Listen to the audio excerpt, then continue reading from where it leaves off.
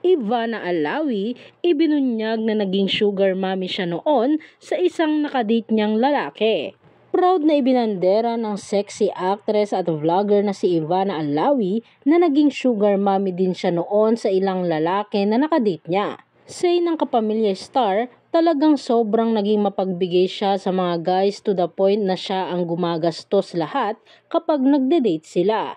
Aminado si Ivana na baklang-bakla rin siya noon pagdating sa pakikipagrelasyon dahil todo bigay talaga siya ng pagmamahal pati na ng mga material na bagay. Sa guesting ng aktres noong Wednesday episode ng Fast Talk with Boy Abunda, nireveal nga niya kung paano siya nabudol ng ilang guys na nakadate niya in the past.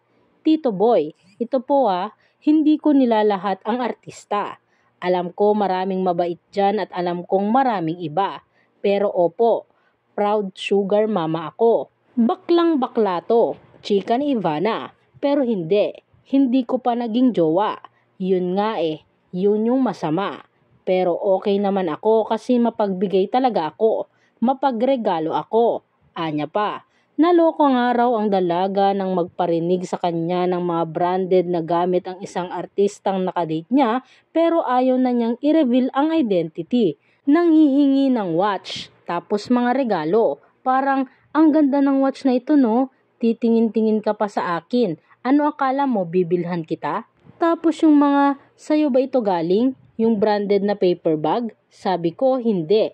Hindi ako bibili ng branded na paper bag. Hindi pa nga tayo bibilhan kita. Ang nalulokang chika pa ni Ivana. At noong nagde-date pa lang daw sila ay siya pa ang madalas nagbabayad. Tapos mga hotel, lahat ako nagbabayad. Tapos yung dinner, ako rin. Ano ito? Pati wine namin lahat ako. Pero ang talagang ikinaloka niya ay nang makihati pa ang guy sa nilalantakan niyang hotdog. Tapos yung pinakamasama yung loob ko, hotdog na nga lang. Mahilig ako sa hotdog, yung may sandwich Tapos syempre, kaya ko ubusin yung isa kasi gutom ako. Hinatian pa ako kasi daw kulang ng budget. Bakit? Anong hotdog? Hotdog ko to.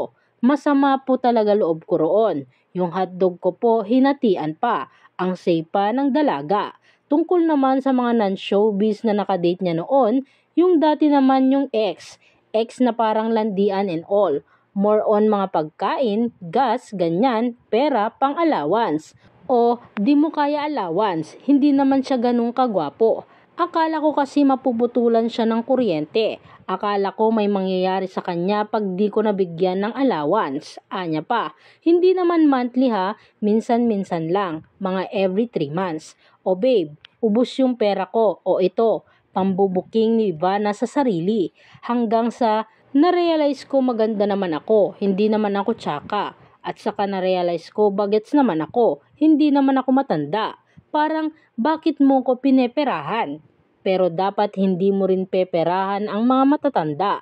Dapat in general, huwag ka na mamera na sa relasyon ka para sa pag-ibig, hindi para sa pera.